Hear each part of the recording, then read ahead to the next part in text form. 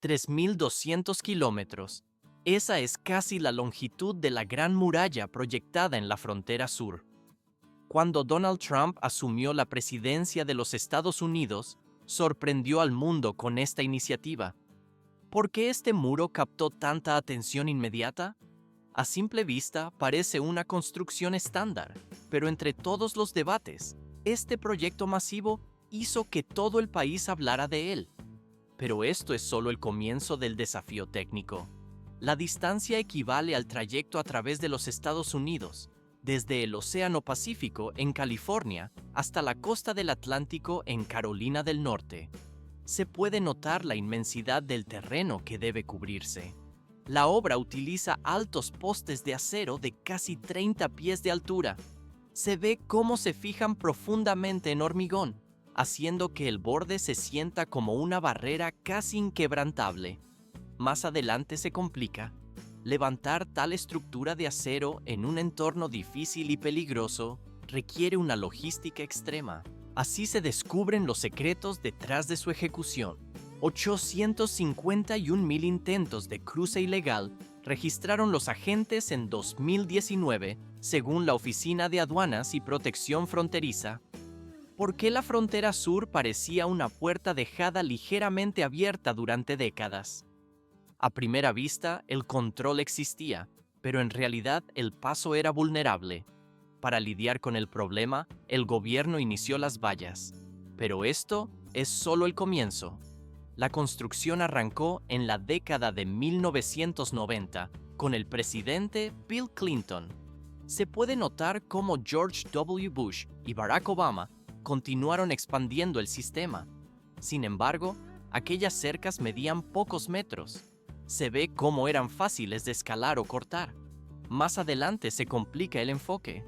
Para 2016, Donald Trump convirtió la idea del muro en una parte mayor de su mensaje. Miles de millas de barrera física debían extenderse a lo largo de la frontera según el plan original. Al principio, se presionó con fuerza por construir un muro de hormigón sólido. ¿Por qué el Departamento de Seguridad Nacional rechazó este plan? A simple vista, el hormigón parece la opción más robusta y lógica. Sin embargo, bloquearía la visión de los agentes sobre lo que ocurría al otro lado, dificultando el patrullaje. Por consiguiente, el diseño final adoptó postes de acero altos y fuertes, conocidos como volardos, que permiten la visibilidad. Se puede notar cómo este formato transparente se convirtió en el modelo principal del muro actual que vemos hoy. Pero esto es solo el comienzo.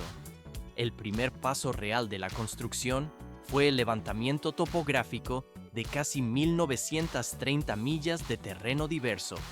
Sin embargo, la geografía cambia drásticamente, cruzando desiertos de arena blanda que pueden hundirse. Se ve cómo las áreas de arcilla húmeda cerca del Río Grande contrastan con las montañas rocosas de Arizona y California, duras como hormigón natural. Más adelante se complica. Los ingenieros perforan el suelo para extraer muestras y miden la elevación exacta para verificar la estabilidad, porque calcular la profundidad necesaria de los cimientos resulta crítico en cada ubicación individual.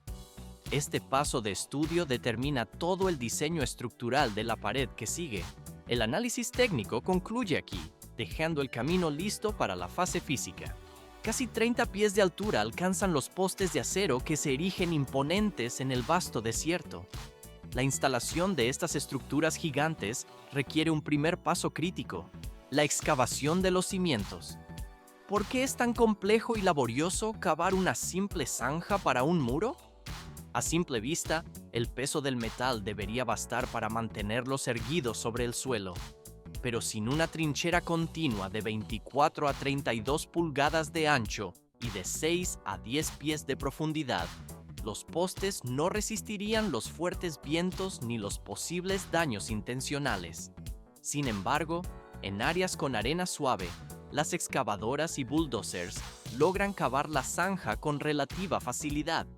Pero esto es solo el comienzo de las dificultades. Se puede notar que la mayor parte de la frontera corre a través de terreno rocoso duro, donde el granito y la roca sedimentaria se asientan justo debajo de la superficie. En estos lugares, las máquinas de excavación regulares resultan completamente inútiles. Parece evidente que romper el suelo es solo cuestión de aplicar fuerza bruta, pero en realidad los equipos deben usar rompedores de rocas hidráulicos conectados a excavadoras pesadas, golpeando y agrietando la roca sin parar para eliminar grandes trozos del suelo.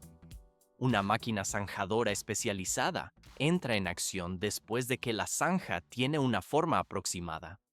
Estas unidades de alta potencia generalmente funcionan con motores diésel de 250 a 400 caballos de fuerza, lo que les permite cortar a través del suelo duro a una velocidad constante. Se ve cómo la zanjadora se mueve para cortar más profundo y enderezar las paredes, mientras tritura cualquier resto de suelo y roca, dejando el fondo plano. El sistema de transporte en la parte trasera lleva constantemente el material suelto fuera de la zanja, manteniéndola limpia. Dado que pueden cortar con alta precisión, manejan cientos de metros por día, acelerando el proceso. Todo se vuelve más complejo.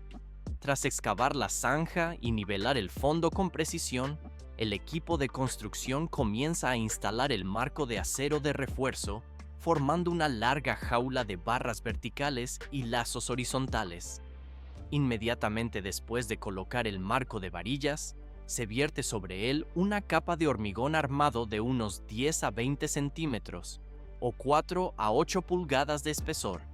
El material crea una base plana, estable y fuerte, donde los paneles de acero pueden colocarse sin riesgo de hundirse ni inclinarse.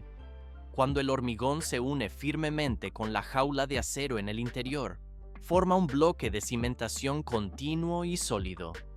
Esta estructura incrementa enormemente la resistencia del muro a las fuerzas de tracción y torsión, especialmente ante la presión constante de los vientos del desierto. 26 de altura. Esa es la dimensión vertical exacta que alcanzan los postes de bolardo de acero, las piezas principales del muro. Tras finalizar los cimientos, comienza esta etapa crucial con la preparación de estos tubos huecos, ya sean cuadrados o redondos, que poseen un grosor de pared de 10 milímetros. ¿Por qué se opta por un diseño vacío en lugar de utilizar acero sólido? El aspecto exterior masivo sugiere una densidad total e impenetrable. Sin embargo, el interior hueco facilita enormemente el transporte al reducir la carga y permite rellenarlos con hormigón posteriormente para aumentar la resistencia si fuera necesario. Cada unidad individual pesa entre 250 y 400 kilogramos, pero esto es solo el comienzo de la operación logística. Los camiones de carga pesada trasladan las piezas desde la fábrica hasta el sitio, apiladas en capas y sujetas firmemente con correas de acero para evitar cualquier desplazamiento durante el trayecto. Se puede notar cómo las grúas móviles o montadas en camiones descargan cada paquete con movimientos lentos y calculados para preservar el material. El objetivo es depositar los postes en el área de almacenamiento sin sufrir impactos que puedan doblar o dañar la estructura del acero antes de su instalación. Más adelante se complica el proceso. Justo al exterior de la zona de trabajo se instala un taller de fabricación temporal, donde los operarios utilizan máquinas de soldadura de alta potencia para la unión. Aquí se conectan los postes formando paneles grandes, compuestos habitualmente por 4 o 6 unidades según el ancho requerido para el muro. A primera vista, levantar paneles enteros con la grúa en lugar de postes individuales parece una simple estrategia de velocidad, pero en realidad exige una exactitud absoluta en la ejecución. Por esta razón, un error de apenas unos pocos milímetros en la base o en las soldaduras provocaría que todo el panel se inclinara peligrosamente tras su colocación. Esto haría mucho más difícil la alineación y el anclaje final dentro de la zanja, comprometiendo la estabilidad. El montaje de los paneles concluye aquí, dejando el acero preparado para su fijación definitiva sin contratiempos. 1.130 millas de barrera dependen de la precisión lograda en esta fase fundamental de la construcción. ¿Por qué se considera la colocación de paneles la columna vertebral de todo el proyecto? Las secciones de acero soldadas llegan al borde de la zanja, listas para el montaje. La respuesta está en que este paso determina la rectitud, la resistencia y la longevidad de la estructura antes del vertido de hormigón. Grandes grúas móviles levantan lentamente cientos de kilogramos de acero del suelo. Se puede notar cómo cada panel, de casi 9 metros de altura y longitud, actúa como una vela gigante ante el viento. Las ráfagas amenazan con balancear la carga peligrosamente, por lo que 2 o 3 trabajadores tensan las cuerdas guía en tierra. Coordinan cada movimiento con el operador de la grúa para situar la pieza sobre la apertura. Pero esto es solo el comienzo. Una vez que el panel desciende al interior, los ingenieros inician la alineación. A primera vista, la posición parece correcta, pero en realidad se requieren niveles láser, niveles de burbuja y líneas de tensión, porque una inclinación de pocos grados causaría huecos, torceduras y un muro deforme que arruinaría la apariencia. La experiencia humana asegura que cada sección se mantenga perfectamente vertical a lo largo del trazado. Transición al siguiente nivel.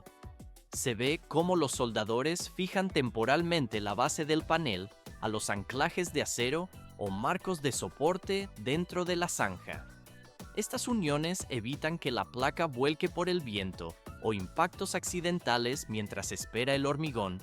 El panel queda estabilizado en su lugar definitivo. Una sola ráfaga de viento fuerte podría desestabilizar los paneles antes de su fijación definitiva. ¿Por qué la inmediatez del vertido es tan crucial en esta etapa? A simple vista, la estructura de acero parece sostenerse sola dentro de la zanja, pero sin un soporte rápido, el riesgo de vuelco por impacto es inminente, por lo que un camión hormigonera se posiciona junto al borde de la excavación. El concreto fresco se vierte directamente alrededor de la base, llenando cada hueco entre el acero y la tierra natural. Se puede notar cómo la mezcla densa envuelve los cimientos en cuestión de segundos. Para asegurar la densidad máxima, los operarios introducen varillas de apisonado o herramientas vibratorias que expulsan el aire atrapado. A primera vista, parece una compactación rutinaria, pero en realidad esto obliga al concreto a adherirse herméticamente contra cada superficie del poste. El objetivo es una unión sin porosidad, pero esto es solo el comienzo del proceso. El endurecimiento transforma el material en un anclaje oculto que bloquea el panel firmemente en el suelo. Esto aumenta su resistencia a las fuerzas de tracción, la vibración constante y cualquier intento de rotura mecánica o palanqueo. La base se convierte en una barrera sólida e inamovible. Transición a medidas de seguridad adicionales. En áreas estratégicas con suelo blando o cerca de carreteras, el proceso no termina simplemente en la base de los paneles. Se ve cómo los equipos añaden una capa extra de concreto que se extiende unos 5 pies hacia el exterior desde la pared. Esta plataforma más ancha distribuye el peso uniformemente para evitar que el suelo se hunda o erosione, especialmente tras lluvias intensas que podrían socavar la estructura. Esta base de concreto ampliada también complica extremadamente cualquier intento de cavar túneles por debajo del muro. En lugar de retirar tierra suelta, quien intente cruzar debe romper una gruesa capa de material endurecido antes de llegar siquiera a los postes de acero, lo que hace el trabajo lento y difícil. El sistema queda anclado de forma definitiva. Una cortina de agua a alta presión impacta con fuerza contra los paneles de acero recién fijados y asegurados temporalmente. ¿Por qué es indispensable este lavado agresivo antes de la fase de pintura? El metal parece sólido y limpio para el recubrimiento a simple vista. Sin embargo, sin esta limpieza profunda, la pintura fallaría catastróficamente al no poder adherirse sobre residuos invisibles. El agua arrastra suciedad, arena, lodo y aceites industriales. Pero esto es solo el comienzo. Se puede notar cómo el flujo potente elimina especialmente la escoria de soldadura y los fragmentos metálicos sobrantes. A primera vista, la superficie parece lisa tras el montaje, pero en realidad, cualquier partícula restante comprometería la integridad de la capa protectora. Si estos materiales permanecen adheridos, el recubrimiento no se pegará correctamente. El proceso solo está cobrando fuerza. La técnica consiste en rociar desde arriba hacia abajo a lo largo de cada panel para asegurar una higiene total sin residuos. La cámara se desliza por el metal mojado, revelando una superficie libre de impurezas tras el paso del agua. Los operarios siguen cuidadosamente la dirección de las placas para evitar que los escombros se acumulen en esquinas o huecos. Transición al siguiente nivel. Por esta razón, el revestimiento antioxidante y la pintura aplicada después podrán anclarse de manera uniforme. Tal preparación mejora enormemente la durabilidad del muro y su resistencia a la corrosión a largo plazo. Esto resulta vital en el entorno desértico hostil donde se ubica la estructura. El acero queda listo para la protección final. Bordes afilados como cuchillas de afeitar marcan el límite final en el severo entorno del desierto. En este punto, la pared está casi completa, pero se añade una capa más de protección superior. ¿Por qué esta instalación no la realizan los trabajadores civiles habituales? La estructura parece lista para su función inmediata. En su lugar, la tarea es manejada por unidades militares o patrullas fronterizas debido a los estrictos requisitos de seguridad y el alto riesgo. Pero esto es solo el comienzo. Se ve cómo las espirales están diseñadas específicamente para causar cortes profundos si alguien llega a tocarlas, porque la función técnica de este componente es hacer que escalar sobre el muro sea casi imposible. A primera vista, la colocación del alambre parece sencilla, pero en realidad conlleva un peligro elevado para los operarios. Las bobinas se elevan a su lugar mediante equipos especializados o se instalan a mano, dependiendo de la ubicación exacta. Los soldados aseguran el alambre utilizando soportes metálicos y ganchos de anclaje resistentes.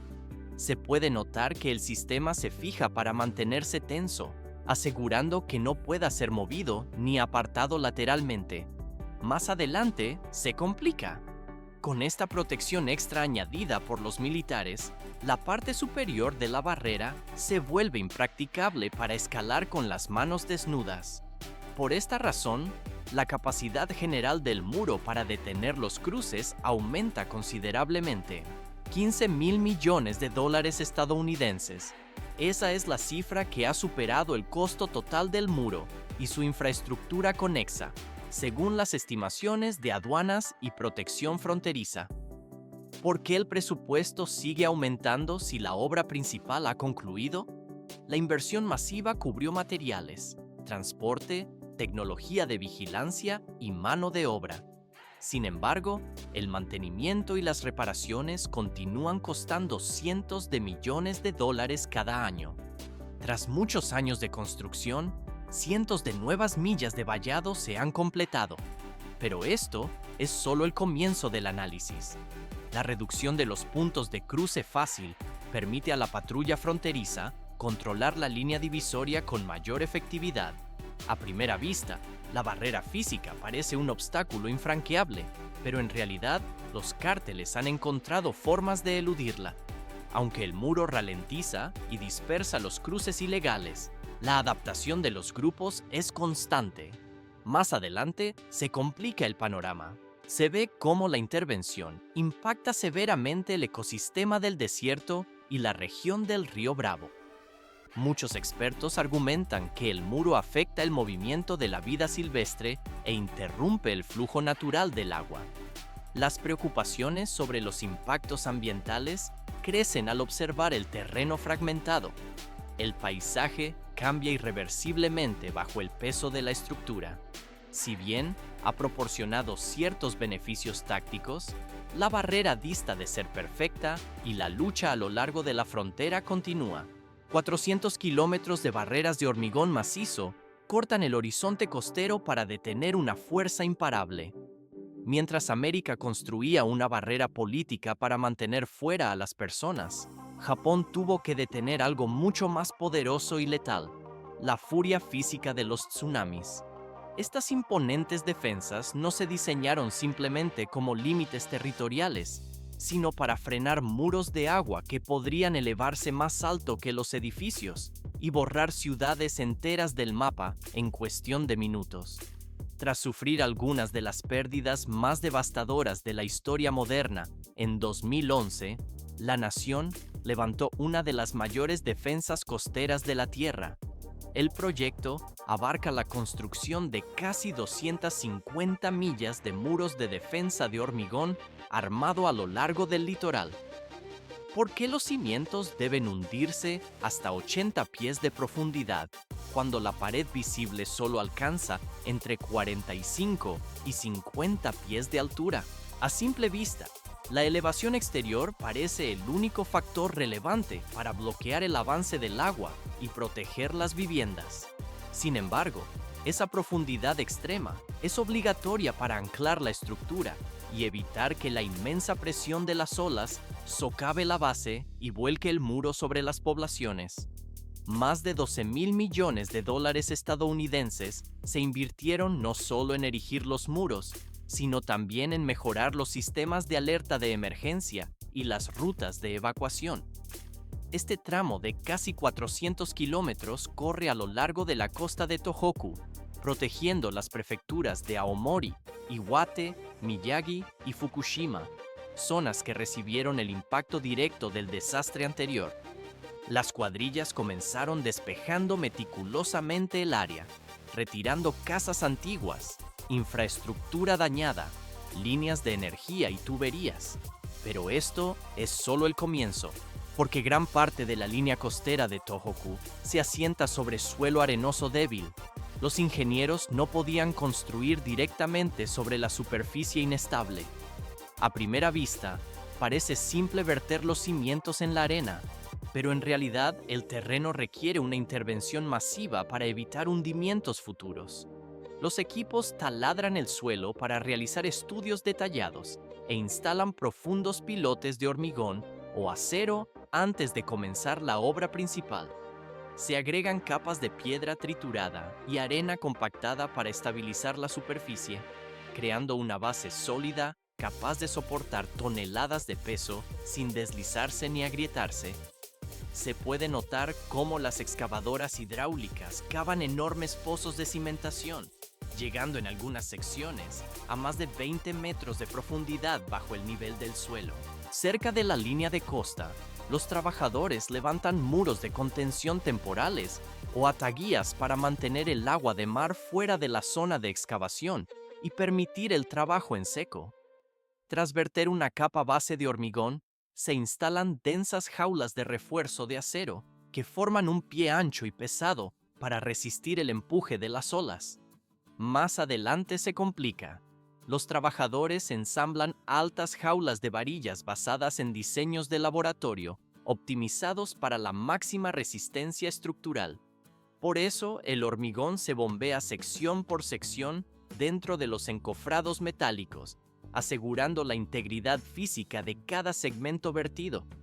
Cada bloque, que suele tener varias docenas de metros de largo, se vierte, se cura y se inspecciona rigurosamente antes de conectarse al siguiente, creando una barrera continua e ininterrumpida. En el lado que da al océano, se apilan unidades de hormigón especiales como tetrápodos y bloques disipadores de energía para romper la fuerza de la ola antes de que golpee la estructura principal.